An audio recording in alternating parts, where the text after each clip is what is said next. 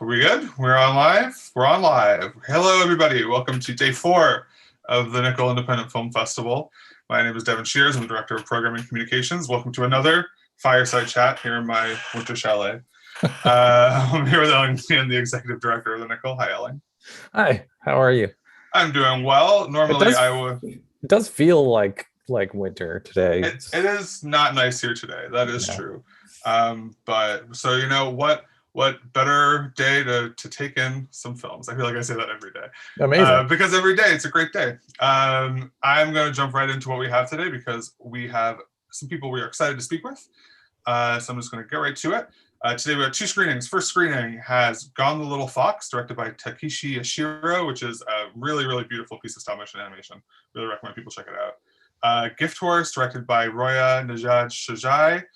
Beyond Culinary, directed by Julia Frazina. May 27th of this year, directed by Mustafa Murad. No Crying at the Dinner Table, directed by Carol Nguyen. Surrounded by Water, directed by Rhonda Buckley, local film. And then we have Devil Music, directed by Chrissy Breen, another local. This is our second program, kind of more of a horror or, horror, suspense, thriller kind of a screening. So we have Devil Music, directed by Chrissy Breen. By a Canadian Folktale, directed by John Hollins. Receiver, directed by Kevin Campbell. Last Shot, directed by Yu Ji-hyun. She Looks Familiar, directed by local filmmaker Jonathan Kennedy. Filter, directed by Vincenzo Nappi. Midnight Teardrop, a local film directed by Felicie Koppelman. Lili, directed by Yifke van Berkeler. Always Going, Never Gone, local film directed by Wanda Nolan, little tongue-tied. Multiverse, directed by Jana Gillis, local filmmaker again. The Uncanny Valley, another local film, directed by Ian Varney. And finally, Koreatown Ghost Story, directed by Min Suk Park and Teddy Tenenbaum. And what great kismet that's the last one on the list, because that's who we're speaking with first today. We're speaking to Teddy Tenenbaum and Min Suk Park. We've got them here on Zoom. Hello, Teddy. Hello, Min Suk. Hi. Hi, thanks for having us. Yeah, thank you so much for sharing your film with us. It's such a stylish, cool film. Spooky. I think the title tells you a little bit about what it's about, Koreatown Ghost Story. But maybe if one of you could tell us a little bit what the film is about. Do you want to go with it, Teddy?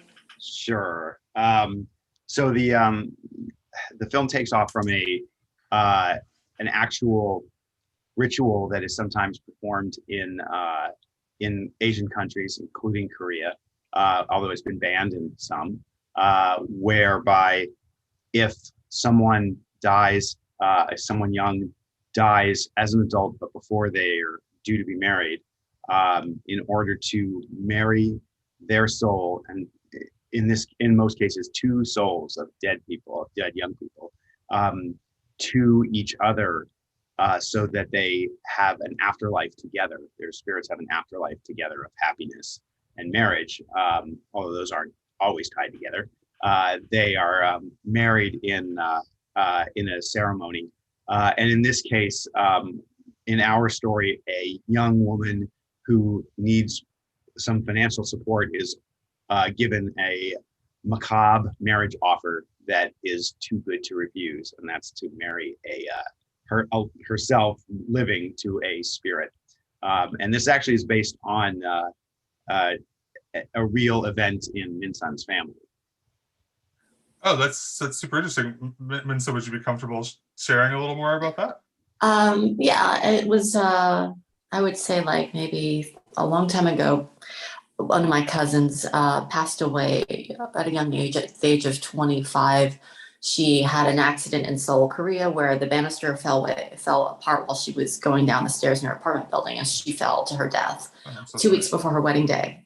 And my aunt was, understandably devastated, and she truly began to believe that she was haunted by the hungry ghost of her daughter, because she kept coming to her and wanting to get married. So she consulted, I think it was like a Buddhist monk or something like that, or a shaman, I'm not sure which, but at any rate, they made her ghost with another, unmarried soul. So apparently that's like a cottage industry, marrying spirits together, and there's like matchmakers for this and everything. So she did the ceremony and, laid my cousin's restless spirit to rest finally. And that story kind of spooked me when I was a kid, and that stayed with me. So after that, I just started to marinate. So when we were coming up with ideas for a short film, we wanted to do something, culturally specific. And and in Korean culture, there's so many ghost stories that you just don't get to see.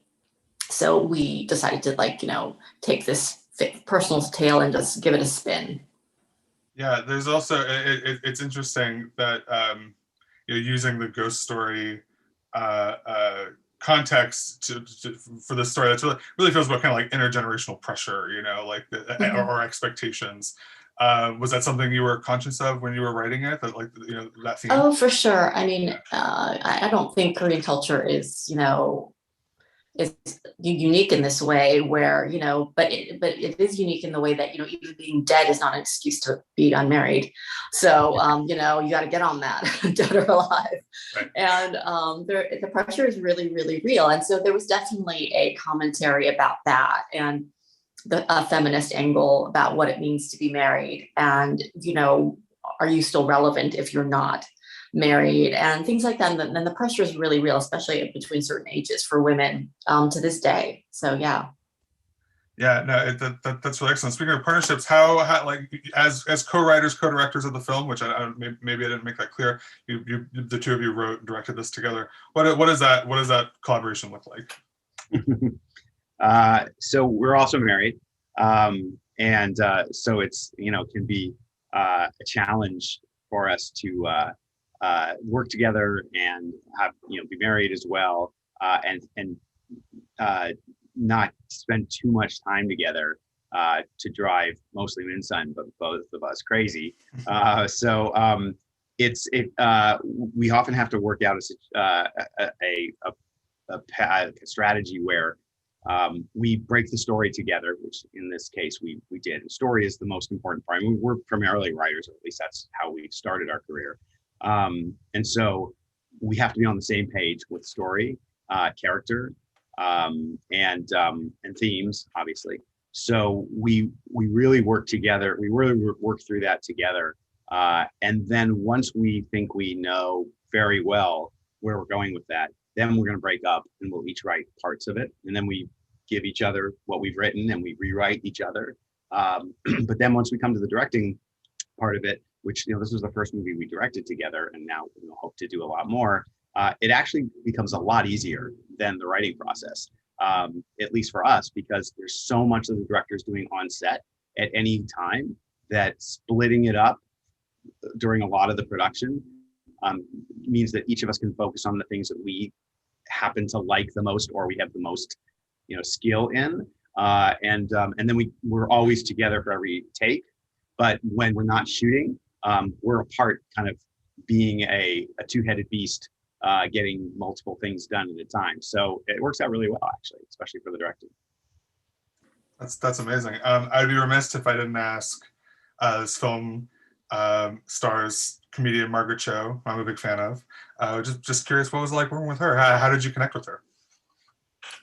Oh God, the connection story. It was kind of like just this kind of crazy wish list we had when we were writing it. I kept imagining Margaret for some strange reason. Well, not so strange, because she does this great imitation of her Korean mom during her stand-up. And of course, Mrs. Moon, our character, was not as broad as this, but knowing Margaret's acting skills, which she's such a talented actor, and so I kept thinking, oh, that'd be great if we could get Margaret. And we have a great close friend who's a casting director, Sandy Logan, who kindly helped us cast this movie. And she said, hey, I'll reach out to her manager, write her a little letter telling her why you want her in the role, something personal. And so we wrote her a personal letter, and I just said, okay, I shot my shot, I'm not going to expect anything back. And to our surprise, within the week, she got back to us and said, yep, want to do it. And it was just that simple and that easy. And she was a dream to work with. Such an expert in horror films. You wouldn't know that about her, but she's like a real student of the genre and taught us a few things. Wouldn't you say that, Teddy? Don't tell anyone that we didn't know everything. Yeah, but she's a genius of horror, and she knows, and specifically international horror, period horror. I mean, she really has a very broad knowledge. There's a great interview in Fangoria magazine that she did right after we hit our first festival, where she just demonstrates her incredible grasp. But also, there's one of the things that she's very interested in, that obviously we were very interested in, is the idea of horror experienced by BIPOC people in America, immigrants in America, because in a lot of ways, and Margaret has voiced this, being a person of color in America is a whole different level of real horror. And horror films, supernatural even, tap into the real fears that we have in our daily life. And those fears, if you're a woman, or if you're a person of color, or an immigrant in many countries, but I would say especially America these days, that experience of trying to live through the horror that can be put upon you by people in power is a real thing. And so, we hope to actually, and Margaret is very interested in investigating that, not just in this movie, but I think on her own later. So we hope that we see a lot more of that, and we are seeing a lot more of that in world filmmaking starting a few years ago. Actually. Yeah. Well, yeah. Now in the period of yeah, for sure. Yeah, that's super interesting. I had no idea that she was a horror aficionado, but she's just like, she does so much with her face in the film as well. She's really excellent. And it's funny. I was actually I know that you need to get going, so I was going to wrap up. I was going to ask about like what, if there were some particular horror film inspirations that came in when you were thinking about the visuals or the story of this film. Yeah, well, story-wise, I think we both agree that Rosemary's Baby was a huge influence. We're going way back, just in terms of the tone, and sort of the whole. We wanted Mrs. Moon to be a little bit mini Cassavetes, in her delivery, and she really nailed that. What about you, Teddy? Do you have any other things you want to add? Yeah, I mean, I think that obviously tonally that's our main one. And movies like Get Out, more movies of Jordan Peele, and how he so deftly merges humor and fear together, and also, of course, social themes. Visually, our main inspiration was actually Korean culture. We wanted to use jewel tone colors, the colors that are very common in Korean clothing and Korean food, the bright reds, deep, rich colors, and also I think one of the most visually exciting filmmakers in any genre is Guillermo del Toro these days. So and how his camera is always moving. We couldn't do as much of that because of budgetary reasons, but how he spends as much time thinking about delighting your eyes while also horrifying you with the same kind of color palette. That horror and beauty mixed together inextricably, and so he's a big inspiration, I think, as well. Well, I think that's a great, if you like filmmakers like that, I mean, Del Toro, Rosemary's Baby, some of the greats there. Head on over to nickelfestival.com and you can watch Koreatown Ghost Story for free right now. So I want to thank both Teddy and Vincent. Thank you so much for joining us today. Thank you for having us. All right. Great. We're going to keep going. We're going to keep talking. We got another filmmaker coming up. Another film in actually, I guess all three of our conversations today are part of our horror screening. And the next one, a little lighter take maybe, but perhaps a slightly more existential horror, is Jana Gillis, the writer and director and star of Multiverse. Hi, Jana. Hi, guys. Thanks for having me. So if you could tell us a little bit about the film. Tell us a little bit about Multiverse. It's kind of just a bit of fun. I'm very much sort of follow your fun creator. And I guess the concept is a couple over different universes. Maybe it's kind of up in the air. But I got funding through the Yeah Creates program, which is Young Emerging Actors Assembly out of Toronto. So initially the funding, it was for actors to create something to build their reel. So I just wrote something for me and my partner, Danny. And then I got the funding, and then it got a little out of hand in the best way. I just got a team together. Mostly my friends. Alana Power was my DOP, and she wanted to build her reel.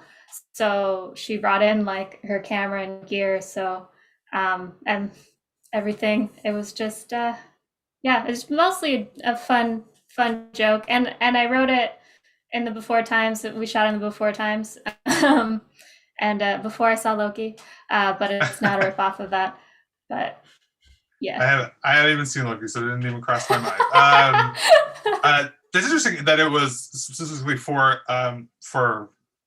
actors, because I one of my first questions was you wrote and directed it and acted in it. What was it like wearing all those hats on set the day? I wouldn't necessarily recommend it. I have a friend that does it a lot, and he's great at directing and starring in his own stuff. And it is with some challenges, because it's hard to turn off producer brain if you're producing and doing all those things. But the fun logistics about my short is the couple is like watching a TV in like almost every shot. So Alana rigged that up as my monitor, so I could like see what was going on and watch the playback. And it was yeah, it's a challenge. One of the things I love about filmmaking is like the collaborating part. So I'm like, there's like 3 parts of me collaborating to make it. And it was fun. Like I knew what I wanted, but I would rather work with a director or direct another actor, I think, personally, going forward from this Fair endeavor. I feel like there's another added layer of like existential horror, like watching these characters watching themselves have these conversations. So kind of centers around this, trying to, 2 people and their subsequent iterations, trying to wrap their head around the idea that there might be more at a time and space than they can perceive. Is that like a kind of those kinds of things? That's something you think about a lot in your day-to-day life? Yeah, well, it's such a neat concept. There's a play called Possible Worlds that's kind of like similar, and just I'm a big nerd, so like the Flash and like DC and just there's so much story potential there to think that every single possible choice leads to like another universe and another life. And it's like, what if I like crossed the road at a different time? Would I be living somewhere else? And there's just like, you can milk that story concept for the rest of your life, really. Yeah, and I think you do a really good job in it, because there's this like progression of it getting sort of increasingly, like the different universes are there's just small changes at first, and it gets pretty out there. What was like developing all the different like realities like? Were there any that you couldn't get in? Were there any ideas you had for worlds that you couldn't make happen? It's funny because like the script itself didn't necessarily have all the very specific different sort of things. Me and my partner, we went to a valley village and started like pulling like costumes. It was like sweaters were like 25 cents. So we found some like nerdy clothes and like goth clothes, and just it was mostly just a joy for us as actors to just say, okay, what can we do with this scene? And then talk with Alana Power was also kind of decorating it a bit. It was kind of a group effort of decorating the scenes and stuff. So yeah, the accent that came out of us for one of the scenes was just, I call it sketch British. Yeah, I was gonna say some of the British ones. I loved it. I laughed very hard at the British accent. Yeah. Yeah, I think because like I did kind of cut my teeth at like the nickel horror challenges and stuff, and such a great thing about those is like you can't be precious, and basically we had one day to shoot all of that in like a studio, and you can't be precious. You just sort of do it, and yeah, this was just fun. Yeah, that's super interesting. You, of course, you made a film for our 48-hour challenge just quite recently. I didn't because I had to work. Oh, you So. didn't? Oh, I'm so No, sorry. I didn't do the latest one. That's okay. I'm I so signed sorry. up and I did not do it. That was probably that's why I was in my head. But so I'm sorry. I didn't mean No, it's to okay. accidentally call you out. But yeah, would you recommend that to people who are maybe interested in getting an independent film? Yeah, Not to like plug your own stuff, but you know. no, absolutely plug your own stuff. I can actually see from like the first one I did, like the progression of me learning how to like point a camera at stuff and how to like write. Like every time you pick up a camera and do something, you get a little better at it. So yeah. Well, That's my plug for the I wanted to nickel. thank you. I wanted to thank you also for thank you for being a part of the Plan 9 experiment that we were doing. Yeah, right. Yeah. Which Yeah. may continue. It's just a little bit stalled at the moment because but you were one of 8 people who submitted a 30-second chunk remake of 30 seconds of Plan 9, and I wanted to thank you for that. Yeah. You really, it shows that you really throw yourself into these challenges, and take any opportunity to play around and make something. Yeah, I do have a bit of a background in sketch and improv, so that I think that leads well into this kind of run and gun sort of filmmaking. And yeah, I love too that you at the beginning of our conversation that that this film led by joy and fun and trying to just like have a good time, and I think it really shows in the film because it is just a very fun, delightful film. You mentioned it was made in the before times. Have you been up to much now in our current hell world, or like are you tucked away in your winter chalet like I am? No, actually, some really cool stuff has sprung up in the world during the pandemic. I mean, terrible things, but there's this whole global kind of improv, Zoom prov world that really just kind of got me through the pandemic. So yeah, I mean, it was the best we could do. We couldn't go to stages, and like stages are opening up now all over the world, and I have friends in like Georgia and New York and the UK, and like they're on stages now, and it's really cool. And I don't think that online content is going to fully go away because it totally makes things accessible to people who might not be able to go to a stage, so for sure. Great stuff. Yes, well, for some online content like your film, I encourage everyone to go check that out. Thank you so much for speaking with us today. Thanks so much for having me. Thanks. And speaking of things being online and the internet going away, next we're going to chat with Ian Varney, director of the Uncanny Valley. Hi, Ian. Hey, Devin. How are you?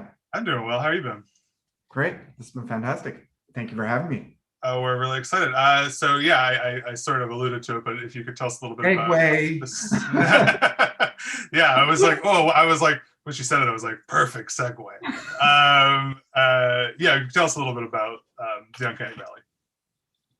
Yeah, the Uncanny Valley is about a dystopian future where the internet has gone away and internet addiction has sort of run its course through everybody, and follows Allie, reeling from internet addiction. And it is, I think, rightfully an intense sort of horror type future of that version of connectivity and the internet, where we're so dependent on it, which I think was just illustrated through our last little times. But well, yes. Ultimately, yeah. I mean, the before times, right? Is that what? Yeah. So ultimately, it's a story that sort of takes a look at human connection, and what I am making an argument, I guess, inside the concepts and the themes is that we still need a lot of human connection. And I think that has been illustrated. There's no internet that isn't the good internet. There's just a duality to the internet. You know, there's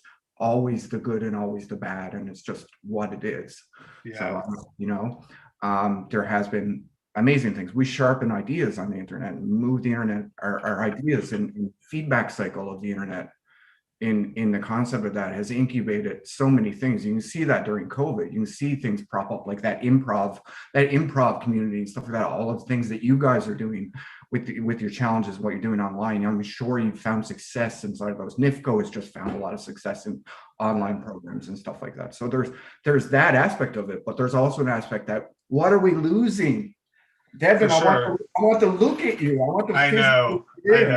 I know. Well, it's so interesting to me because I rewatched the film last night, and I probably saw it last about a year ago. I find it very interesting how like almost the exact opposite has happened in a weird way for your film. Of like we've got like your film depicts a world with no internet, and we live in a world currently where it's like just internet. And so I'm just wondering, I mean, I know speaking from my own experience, sometimes I don't know when the last time you watched your film was, but I am curious what it's like to watch it now. A year into COVID. Sure. I mean, you got to remember. I mean, I'll tell you a little quick story. Sure. So, I mean, a big thank you to obviously everybody involved. We have a very large crew. We employed 70 people on this to list them all, 70 people, and you know, big shout out to the Picture Start program, yes. and FOBC, City of St. John's, Arts and L, but Vatcher and I, Ian Vatcher, that amazing human who produced this with him. We targeted physical festivals for this, and we wanted. I was like, I didn't want to do online festivals. So small, medium, large, I wanted people in the seats and ability to be able to travel. So I've lived through this where every one of these festivals accepted us, but they also became virtual festivals. And it was like that question came up every time that I was in front of them. Yeah. So it's been great. I mean, the scramble of everything and that keeping these eyeballs, like I said, it has created new avenues, but it also is, I think, exactly what you just said, the theme sort of got tied into that.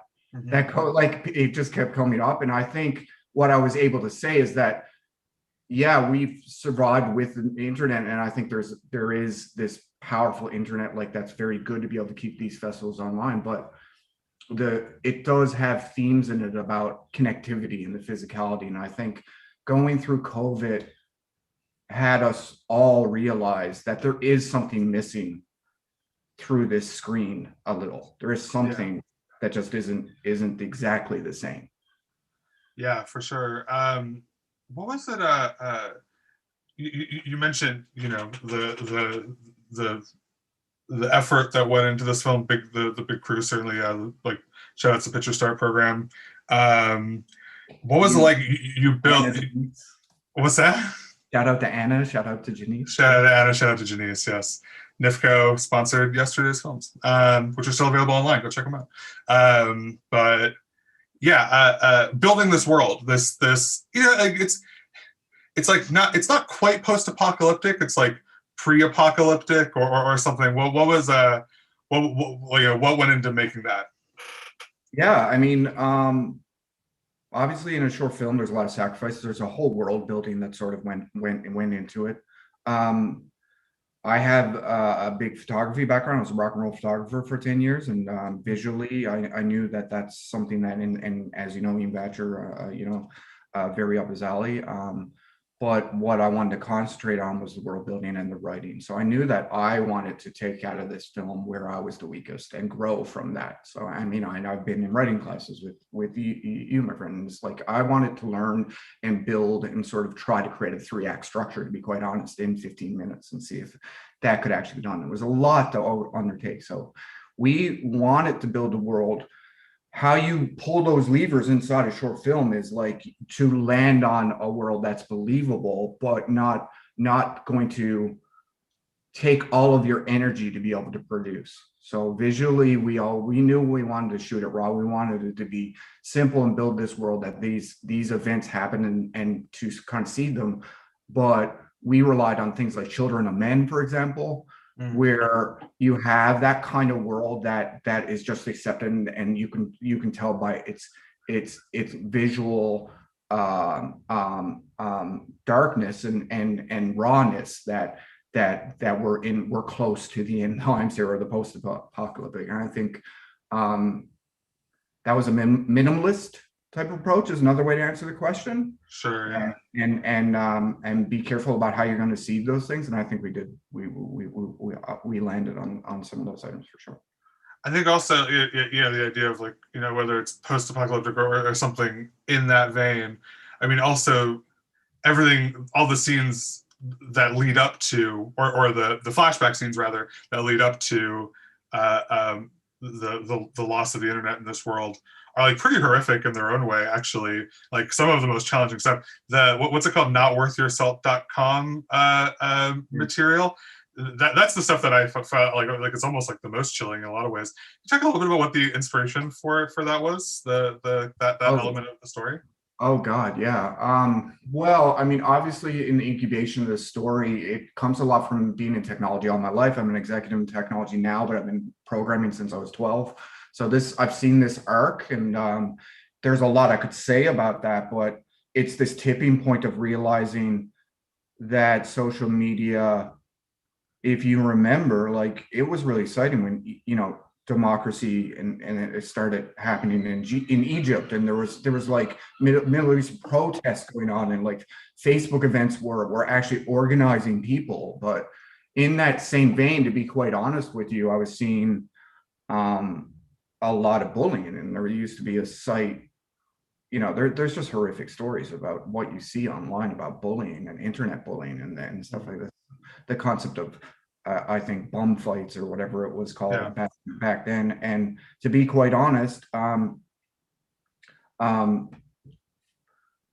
we had some people locally who were of need, and I saw them being bullied, for example.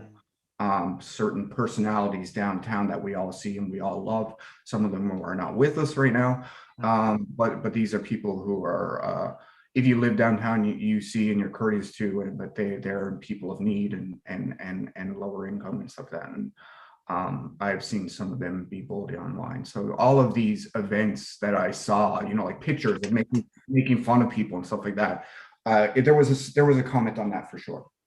Yeah, definitely. Yeah. Well, I think it's there's something very prescient about the film. But I think that there a lot of people, again, even though it's like this sort of opposite reality of what we're living in now, I still think it feels very current to what we're going through now, and I'm really excited for people to check it out. Before we sign off, is there anything? Do you have anything coming up? Anything you wanted to add? Anything you wanted to mention? Coming up, no. I mean, I'm head down, just working still on trying to improve my writing. I had a lot of lessons learned from this and absorbing them. COVID has been hard on me creatively. I'm somebody who, I didn't write during family members sort of passing away. I don't write during COVID, like kind of thing. It's been difficult personally on kickstarting that. Certainly coming now, and that's what I'm doing. I'm focusing again. I know what the Uncanny Valley is in my writing goals, and I'm proud of that, but I also know what it isn't. And I think that's one of the beautiful things about film and beautiful things about goals is putting something out in the world and getting that feedback and being able to see it, how it works, what works and what doesn't. And I'm really excited to take those learnings and sort of recycle them into what I can do with for my next project. Well, we're excited for it. We're super excited to be sharing this film. Thank you so much for speaking with us today, Ian. Thank you. Thank you so much. Great to see you. Likewise. All right, folks, that is all of our conversations for today. I want to thank everyone who we spoke with and all the other filmmakers as well who are programmed today. And so go check them out. Like I said earlier, we also, everything from yesterday's programming is also still available up on our website. So there's lots to check out if you're looking for something to do on this kind of miserable day in St. John's or wherever you might be in Canada. So thank you for joining us today. Elling, anything you want to add? Nope. Great. Have a great day. Yeah. Enjoy the movies. Enjoy the movies. All right.